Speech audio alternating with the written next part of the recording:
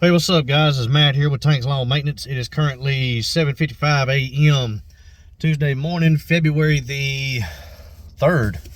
Yeah, February the 3rd, 2026, year of our Lord. Oh man, it's a beautiful morning outside. It's a little bit chilly, not too bad. It's 26 degrees right now, but it doesn't feel that bad. You know what I mean? Still a lot of snow on the ground. I know my neighbor's yard right here beside me. They got probably a 30-foot stretch right there. And about, I don't know, about 7 foot wide. That still got snow on the ground, and a lot of the roofs around here still got snow. And my yard on the other side of my house, it's just where the sun isn't getting to it. You get what I'm saying? My yard on the other side of the house is still covered in snow, the entire, from the road to the house and everywhere. I mean, just perfect shape of my house, you know, from front to back and from the house to the road, still covered in snow. But I'm gonna say probably about 85% of it, 80 to 85% of the snow is gone. We got a lot of snow, guys, for this area, and it didn't really get warm yesterday. I mean, it warmed up, you know. It got right at 50 degrees, and that's warm. 50 felt a hell of a lot better than 14, but it was still, you know, a lot of shade. It didn't get 50 degrees until, you know, the sun actually started its descent. And so still a lot of snow on the ground, but I think we can manage. I did have one customer text me this morning to let me know that there's still a lot of ice on her yard, and what is melted is a muddy mess to skip her. So I do got 3 more that I need to go to, or at least check, and I'm gonna check them, you know. I mean, if they're not muddy and not soupy, I'm gonna put some lines on them, because that's really all there is to do. I mean, there's nothing else to do, you know. And 2 of the lawns that I have don't have any sticks or anything to throw out of the lawn, so I need to try to put a mower on these lawns if I can. But we're gonna see what happens, man. You know, you can't control some things, and an act of God is something that you just cannot control. But and if you try to act like you can control something that God has complete and utter control over, you about to be humbled. you about to learn a very valuable life lesson. So, but yeah, got that, and then I've got to go rent a stump grinder, grind up 2 stumps, and then I'm gonna start ripping out shrubs, man. I'm gonna get as many shrubs out of the ground as I can. That way, tomorrow morning I can just go get a skid steer and a smooth bucket, which I don't know. I'm gonna find out if they got a smooth bucket with a grapple lid. I don't know what you would call that. I guess that's a grapple bucket, but I'm gonna find out, because I think it would be a little bit easier for me. But either way, I still got to have a smooth bucket, something with a smooth bottom, no teeth on it. That way I can get all the way up against the house and get all the mulch out of those beds. But I'm gonna get started on that today as soon as I get these maintenance properties done. But first and foremost, I got to run to my dealership. Got to run to Harry's Equipment Center up on I-520. If you watched my video last night, or the one before that I put out 2 videos yesterday. But I tore up my hedge trimmer attachment, and I've got to have that thing next week. And what it is where the ring and pinion gears, from where the shaft goes into the part that has the blades and the gearbox for the blades, that box with the ring and pinion gears, I stripped out the teeth on those gears. So I don't know if it can be fixed. I don't know if they sell those parts, the gear kit for that. So I'm gonna take it by there. If they can fix it, it should be less than $100 to be able to fix it. I mean, I've had them fix far worse stuff, and it'd only be like 80 bucks. So should be less than $100 to fix it. Either way, I'm still gonna, if they can fix it, I'm gonna keep it, but I'm still gonna buy a new hedge trimmer attachment. And if they can't fix it, I'm gonna buy 2 hedge trimmer attachments. So, because I want to have one for backup, and I also want to have a second one. That way, if I have a large bush job come open, I can have a second hedge trimmer running with the you know, I've got 2 combi units, but that way I can have a second hedge trimmer going to try to speed the process up, to knock a 10-hour job out in 5 hours if I can. So, but yeah, we're gonna see what they tell me. But either way, I am leaving out of there this morning with a new hedge trimmer attachment, possibly 2. We'll see. And then got to get to work, man. But before I get going, man, I want to tell y'all something. I know I've got a buddy of mine. I've actually got 2 buddies of mine. One that crawled my tail about 4 years ago whenever I bought the 36, right before I bought the 36. You know, he's one of the reasons why I bought the 36. This buddy is, you know, he got on my tail because I was at a point in my business where I should have had a backup mower, and I kept having issues out of the Spartan that I had. And he told me, he said, man, you've got enough properties right now, and you're doing enough work, and you're in a position where you have no excuse. You should have a backup mower. You should have at least a 36-inch mower. And because what it was is the mower went down, the Spartan went down, and I was out for 2 weeks. And he crawled my tail, you know, because I wasn't in a good spot. Well, I went right then, bought the mower, and it was a good thing I did. And, you know, plus also, I've got another buddy. He's a YouTube friend of mine. Great guy. He messes with me all the time, telling me to go ahead and buy stuff, and he actually got on my tail about several things also.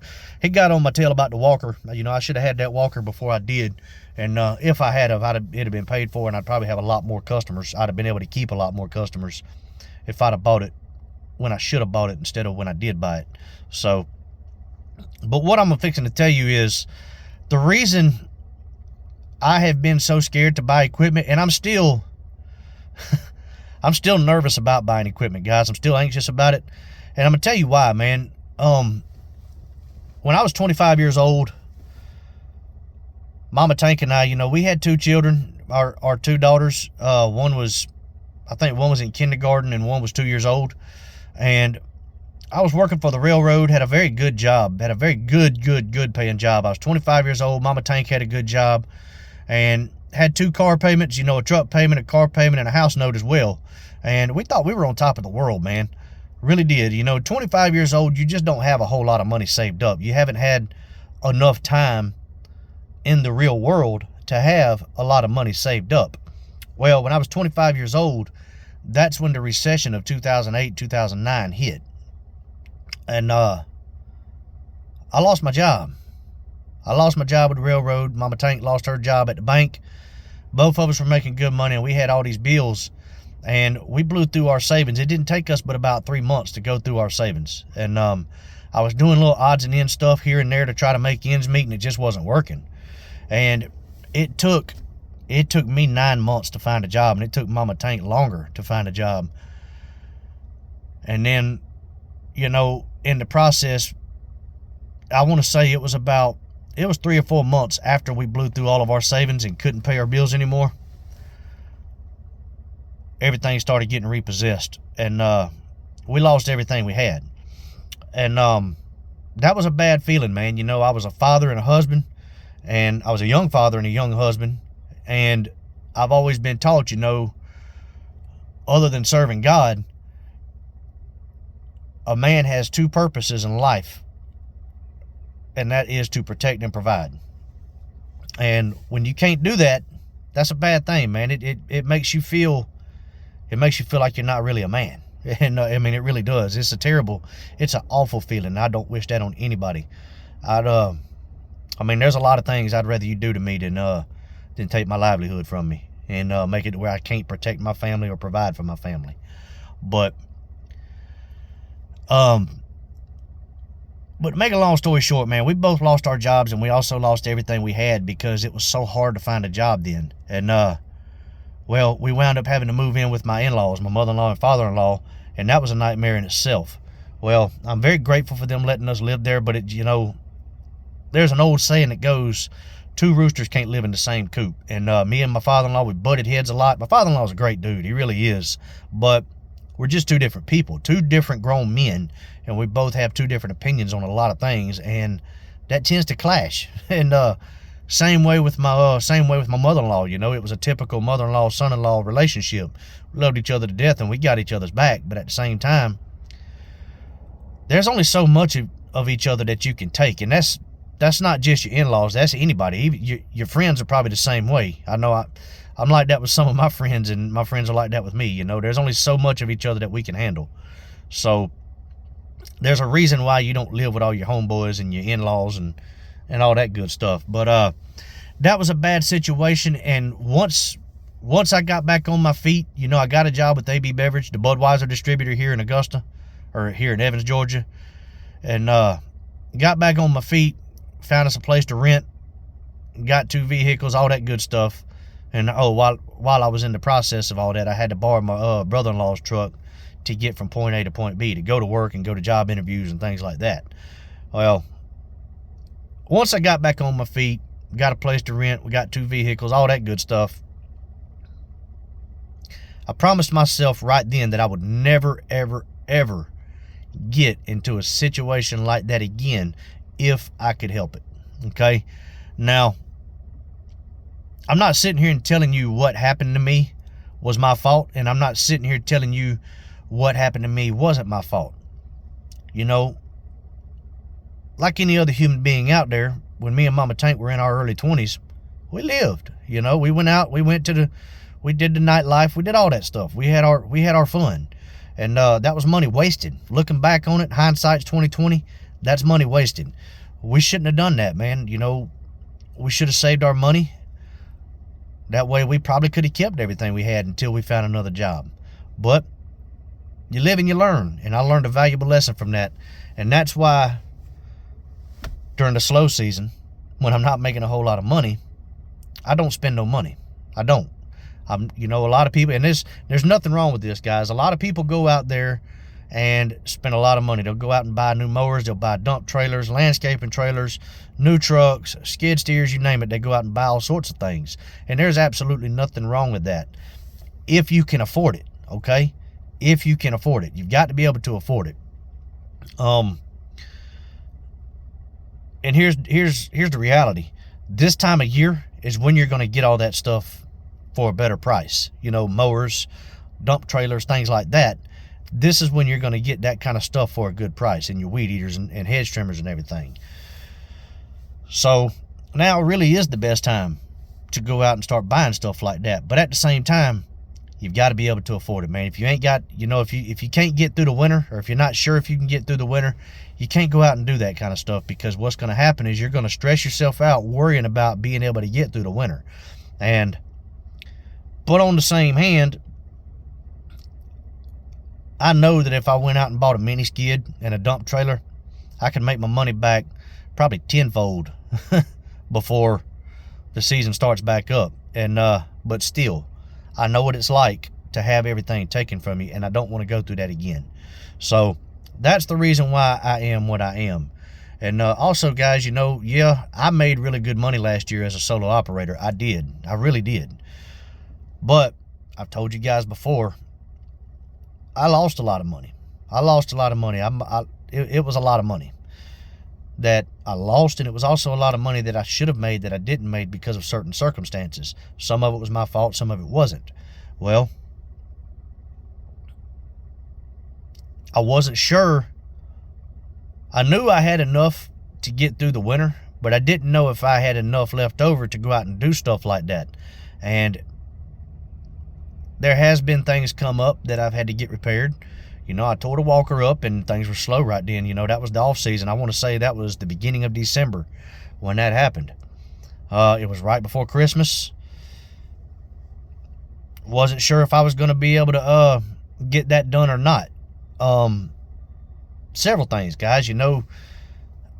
I had to be able to make my money stretch for the entire winter. Okay. And yeah, I do still have some income coming in, but at the same time, I'm the type of person, I don't like to count that money made until that money is in my bank account. You get what I'm saying? So, and the reason being is because in the past, especially last year, a lot of people just did not understand contracts, and before the contract would end, they would end services, and that would be couple $100 in a month that I'd be missing out on, that I was banking on getting and wouldn't get it. So that kind of stuff happens as well. So it doesn't always necessarily mean that you're guaranteed to have revenue coming in during the wintertime just because someone signed a contract. But But that's my reasoning behind everything, guys. Now, once things do pick back up, I'm praying, for one, I'm praying that I don't have another season like I did last year or the year before.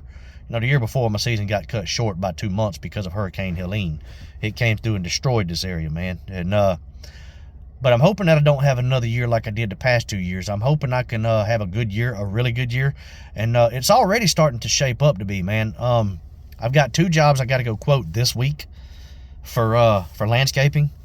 And I've already done 1 job, and I'm fixing to start on another one today.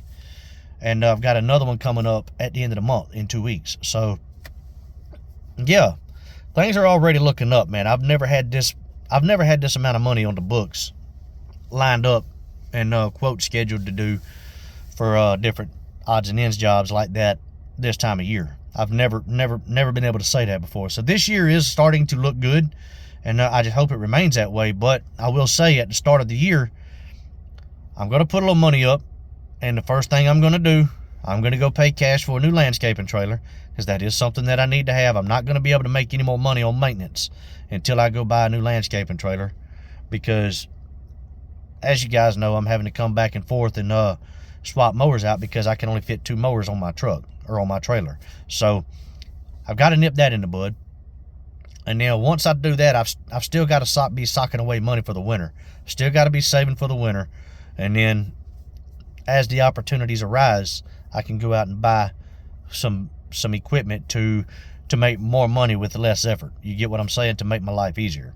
But I hope you got something out of that, guys. I know a lot of people look at me like I'm crazy because I found a really good deal on a dump trailer or an enclosed trailer or a skid steer, whatever it may be, but I'm scared to pull the trigger. A lot of people don't understand why.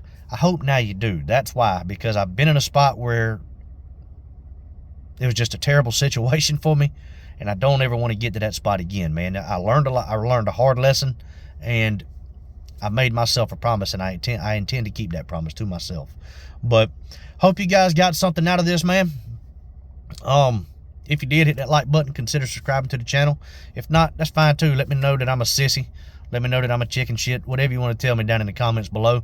It's all good, man. I ain't going to be mad at you, and I'll still pray for you. But hey, look, y'all be blessed out there. Until the next video, y'all keep cutting that grass and keep making that money. Holla at y'all. Bye.